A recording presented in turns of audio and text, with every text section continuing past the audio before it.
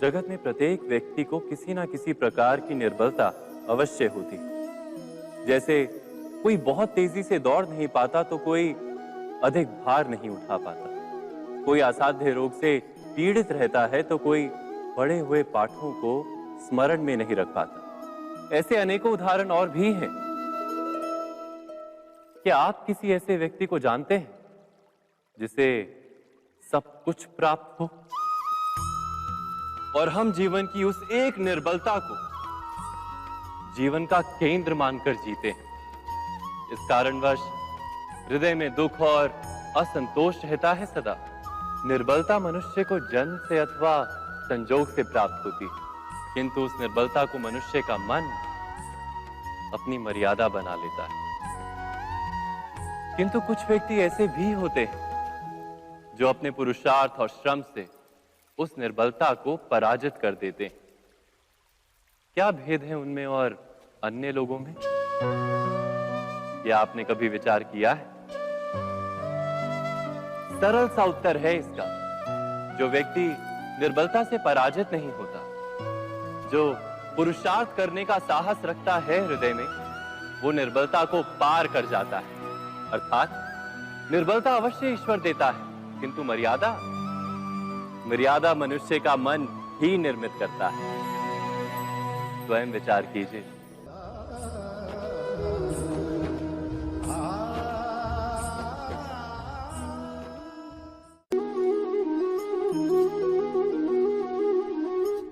भविष्य का दूसरा नाम है संघर्ष।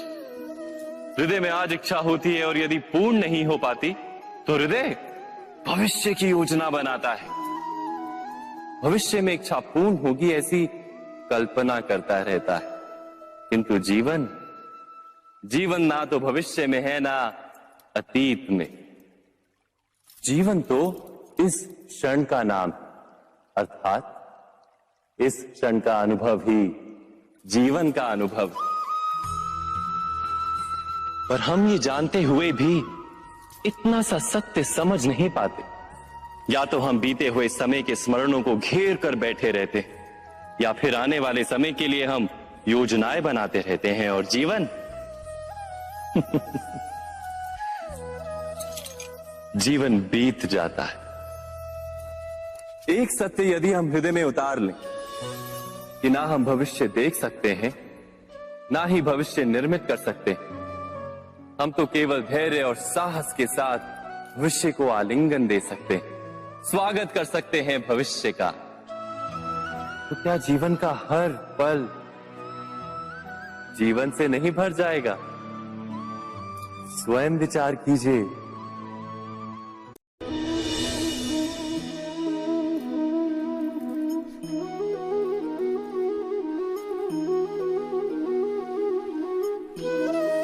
ज्ञान प्राप्ति सदा ही समर्पण से होती है, ये हम सब जानते हैं। किंतु समर्पण का वास्तविक महत्व क्या है? क्या हमने कभी विचार किया? मनुष्य का मन सदा ही ज्ञान प्राप्ति में विभिन्न बाधाओं को उत्पन्न करता है। कभी किसी अन्य विद्यार्थी से ईर्ष्या हो जाती है, कभी पढ़ाए हुए पाठों पर संदेह जन्मता है और कभी गुरु द्वारा दिया गया दंड मन को अहंकार से भर देता है। नहीं, क्या ऐसा नहीं होता? न जाने कैसे कैसे विचार मन को भटकाते हैं और मन की इसी अयोग्य स्थिति के कारण हम ज्ञान प्राप्त नहीं कर पाते। मन की योग्य स्थिति केवल समर्पण से निर्मित होती है। समर्पण मनुष्य के अहंकार का नाश करता है। ईर्ष्या, महत्वाकांक्षा आदि भावनाओं को दूर कर हृदय को शांत करता है और मन को एकाग्र करता है। वास्तव में ईश्वर की सृष्टि में ना ज्ञान की मर्यादा है ना ज्ञानियों की। गुरु दत्तात्रेय ने तो गाय और श्वान से भी ज्ञान प्राप्त कर लिया था। अर्थात विषय ब्रह्म ज्ञान का हो या जीवन के ज्ञान का या गुरुकुल में प्राप्त होने वाले ज्ञान का, उसकी प्राप्ति के लिए गुरु से अधिक महत्व है उस गुरु के प्रति हमारा समर्पण। क्या यह सत्य नहीं?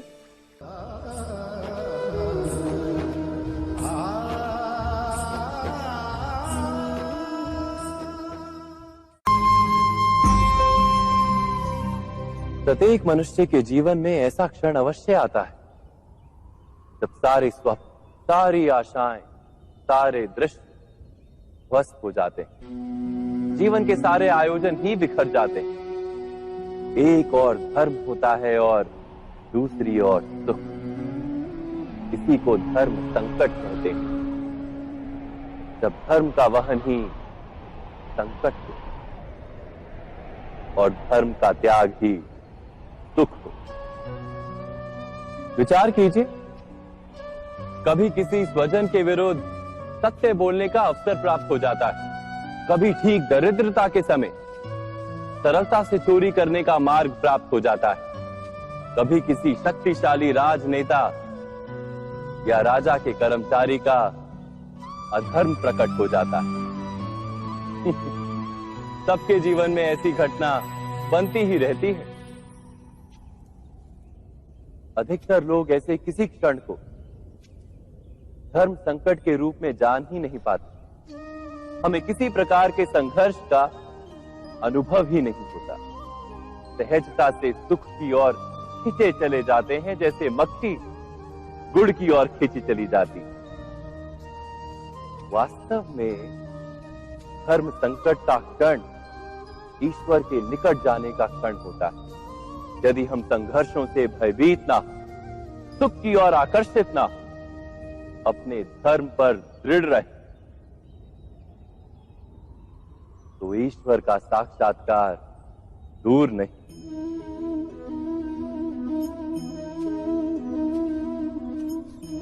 पवन से युद्ध करने वाला पत्ता यदि पेड़ से गिरता है तो भी आकाश की ओर उठता है।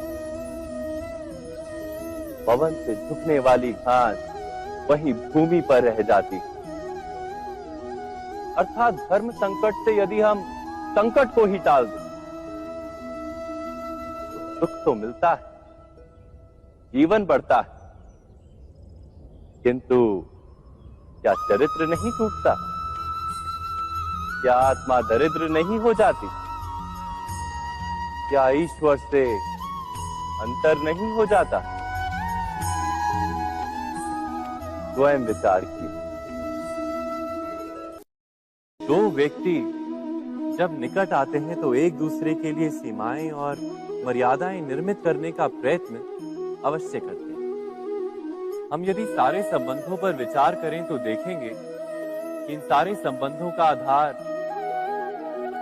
यही सीमाएं हैं जो हम दूसरों के लिए निर्मित करते हैं। और यदि अनजाने में भी कोई अन्य व्यक्ति इन सीमाओं को तोड़ता है तो उसी क्षण हमारा हृदय क्रोध से भर जाता है। इन सीमाओं का वास्तविक रूप क्या है? क्या हमने कभी विचार किया? सीमाओं के द्वारा हम दूसरे व्यक्ति को निर्णय करने की अनुमति नहीं देते। अपना निर्णय उस व्यक्ति पर थोपते हैं, अर्थात किसी की स्वतंत्रता का अस्वीकार करते हैं। और जब स्वतंत्रता का अस्वीकार किया जाता है तो उसका हृदय दुख से भर जाता है। और जब वो सीमाओं को तोड़ता है तो हमारा हृदय क्रोध से भर जाता है। क्या ऐसा नहीं होता?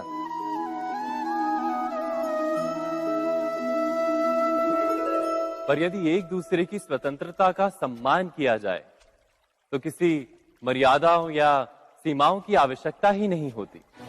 अर्थात जिस प्रकार स्वीकार किसी संबंध का देह है, क्या वैसे ही स्वतंत्रता किसी संबंध की आत्मा नहीं? स्वयं विचार कीजिए। सबके जीवन में ऐसा प्रसंग अवश्य आता है कि सत्य कहने का निश्चय होता है हृदय में, किंतु मुख से सत्य निकल नहीं पाता। कोई भय मन को घेर लेता है। किसी घटना अथवा प्रसंग के बारे में बात करना या फिर स्वयं से कोई भूल हो जाए उसके बारे में कुछ बोलना, क्या ये सत्य है? नहीं, ये तो केवल तथ्य है।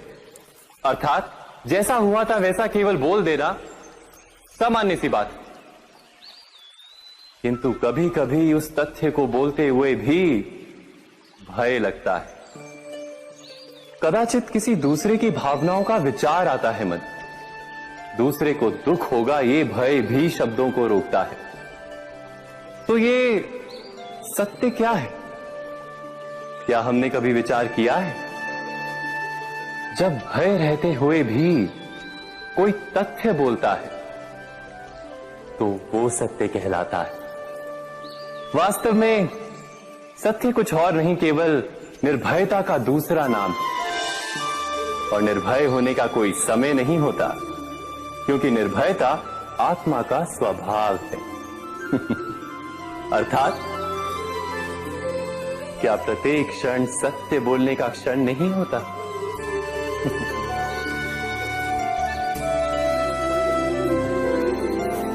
स्वयं विचार कीजिए।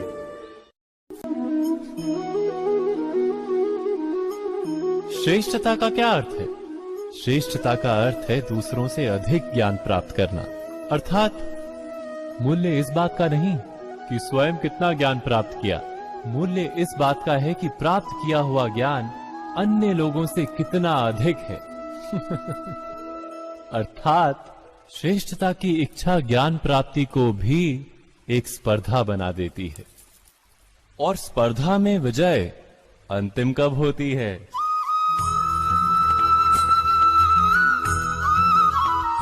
कुछ समय के लिए तो श्रेष्ठ बना जा सकता है, किंतु सदा के लिए कोई श्रेष्ठ नहीं रह पाता। फिर वही असंतोष, पीड़ा और संघर्ष जन्म लेता है। किंतु श्रेष्ठ बनने के बदले यदि उत्तम बनने का प्रयत्न करें तो क्या होगा? उत्तम का अर्थ है कि जितना प्राप्त करने योग्य है वो सब प्राप्त करना, किसी से अधिक पाने की इच्छा से नहीं, मात्र आत्मा की तृप्ति हेतु कुछ प्राप्त करना।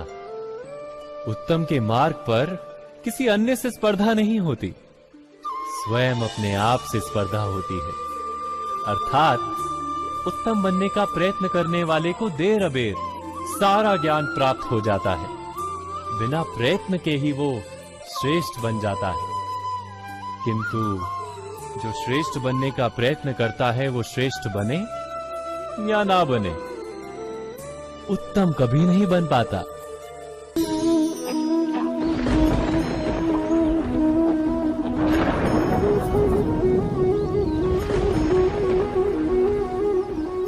सपनों और पूर्वाभासों के आधार पर हम भविष्य के सुख दुख की कल्पना करते हैं। भविष्य के दुख का कारण दूर करने के लिए हम आज योजना बनाते हैं। किंतु कल के संकट को आज निर्मूल करने से हमें लाभ मिलता है या हानि पहुंचती है? ये प्रश्न हम कभी नहीं करते। सत्य तो ये है कि संकट और उसका निवारण साथ जनते हैं, व्यक्ति के लिए भी और सृष्टि के लिए भी। नहीं, आप अपने भूतकाल का स्मरण कीजिए, इतिहास को देखिए, आप तुरंत ही ये जान पाएंगे कि जब जब संकट आता है तब तब उसका निवारण करने वाली शक्ति भी जन्म लेती है। यही तो जगत का चलन है। वस्तुतः संकट ही शक्ति के जन्म का कारण है। प्रत्येक व्यक्ति जब संकट से निकलता है तो एक पद आगे बढ़ा होता है, अधिक चमकता है, आत्मविश्वास से अधिक भरा होता है, न केवल अपने लिए अपितु विश्व के लिए भी। क्या ये सत्य नहीं? वास्तव में संकट का जन्म है एक अवसर का जन्म, अपने आप को बदलने का अवसर, अपने विचारों को ऊंचाई पर करने का अवसर, अपनी आत्मा को बलवान और ज्ञान मंडित बनाने का अवसर। जो ये कर पाता है उसे कोई संकट नहीं होता, किंतु जो ये नहीं कर पाता वो तो स्वयं एक संकट है विश्व के लिए। विचार कीजिए।